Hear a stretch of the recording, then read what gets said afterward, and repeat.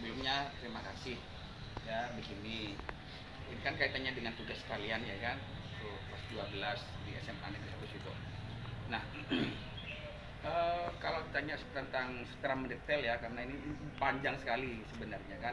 Cuman yang pasti begini, keberadaan gedung Karesidenan Besuki yang tempatnya di sebelah timur Polsek Besuki itu merupakan fakta sejarah, suatu peninggalan sejarah pada zaman di mana saat itu Besuki sebagai kota karesidenan yang meliputi 4 kabupaten, yaitu Kabupaten Jember, Banyuwangi, Bondowoso, dan Situbondo sendiri. Saat itu masih bernama Besuki. Nah, mengapa saya sering mengatakan bahwa gedung itu perlu dilestarikan? Selain yang pertama, gedung Karesidenan itu sudah ditetapkan sebagai bangunan cagar budaya tingkat kabupaten, artinya sudah ditetapkan oleh Bapak Bupati Situbondo pada saat itu. Ini sebagai fakta sejarah memang tidak boleh itu sampai hancur. Gedung itu memang sudah dilindungi oleh Undang-Undang Cagar Budaya Nomor 11 Tahun 2010, bahwa itu memang harus betul-betul dijaga, betul-betul dilestarikan gitu ya.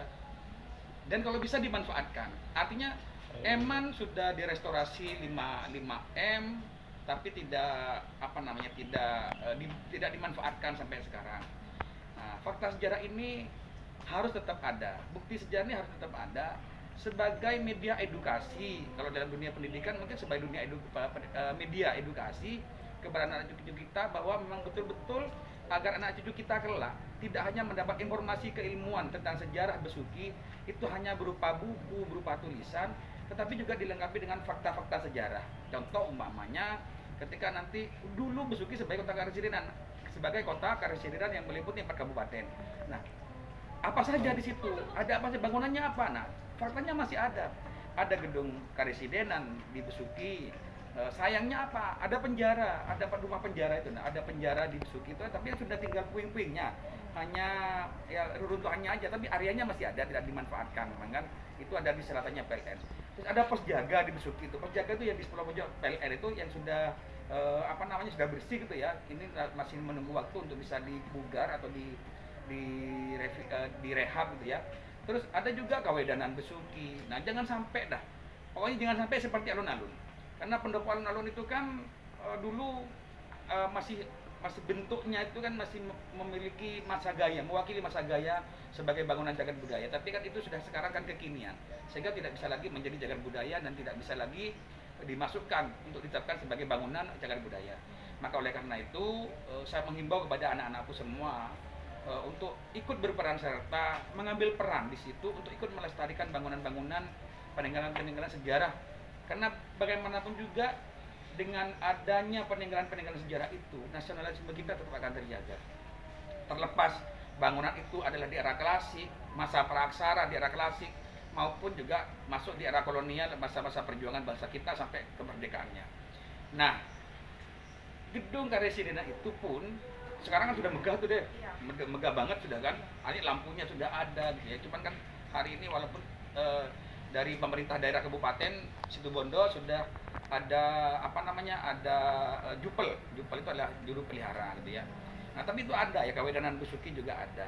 Nah, di gedung Karesidenan ini, disitulah dulu sejarah Besuki tercipta di masa pemerintahannya sampai pada akhirnya menjadi Kabupaten Besuki gitu ya, di mana Bupati Besuki 1, 2, 3 makamnya itu ada di pemakaman Tegalmas.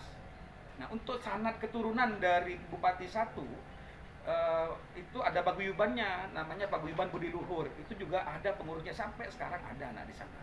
Sampai sekarang, makanya ketika anak-anak pengen turun ke lapangan melihat fakta-fakta sejarah itu, silakan nanti menghubungi Paguyuban Budi Luhur itu sebagai media sebagai organisasi yang menaungi untuk keturunan dari Bupati Besuki itu. Bahkan dan Bupati di mana letaknya kan gitu. Di mana letaknya Bupati Besuki, makam Bupati Besuki itu ada di pemakaman Tegalmas di Bloro, Desa Bloro, selatan jembatan ya. Kalau orang sini kan bilang Dek Majid itu kan. Nah, di sebelah sananya itu, sebelah selatannya sedikit. Jadi itu deh. Nah, bahkan kalau tidak salah tahun 92 ya, tahun 92 Gedung Karesidenan itu kan pernah dibuat film, tempat syuting film dulu di situ. Karena memang kekunuannya itu betul-betul luar biasa. Ya, sebagai bangunan cagar budaya itu memang luar biasa Karesidenan. Di Jawa Timur itu kalau nggak salah gedung Karesidenan yang masih berdiri kokoh dan megah itu hanya di Besuki. Kan di Pulau Jawa ini kan dulu kan dibagi menjadi 9 prefektur, 9 Karesidenan. Nah, salah satunya di Besuki itu. Nah, ini penting sekali untuk kita jaga. Nilai-nilai sejarahnya di situ, nilai-nilai historinya sangat luar biasa. Ya. Kenapa? Karena begini, Devi dan kawan-kawan harus tahu tentang fakta-fakta sejarah ini memang ya.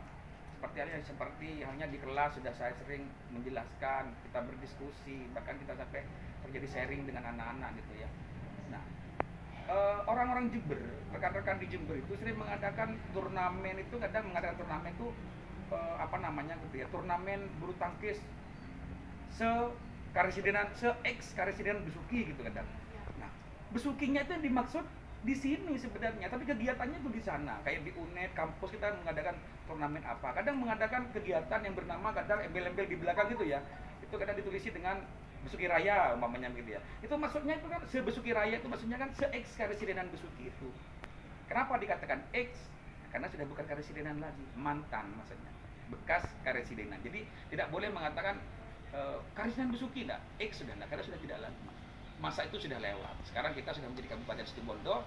Jadi dari Kabupaten Besuki, Panarukan, terus Situbondo. Ya. Nah, ini sudah. Apalagi mungkin yang perlu Desi ketahui? Itu yang meliputi 4 kabupaten, Jember, Banyuwangi, Situbondo, sama Bondowoso. Iya, dan Situbondo sendiri ya. Panarukan itu enggak, Pak? Oh, Panarukan ini kan masuk wilayah Kabupaten Situbondo. Oh, maksud saya Probolinggo, Pak? Tidak. Oh, tidak. Tidak. 4. Iya. Dan itu deh bisa dilihat pembuatan plat nomor sepeda motor itu berdasarkan Karesidenan dulu. Iya. Makanya ada P Jember, P Situbondo, P Banyuwangi, P Bondowoso kan P. Itu juga berdasarkan Karesidenan. Pemetaannya dulu banyak beberapa wilayah itu mengacu kepada wilayah Karesidenan yang untuk pemetaan secara geografis administrasinya itu ada. BI, kalau tidak salah BI itu juga dari ini. Bahkan kampus-kampus negeri itu awalnya juga berdasarkan Karesidenan.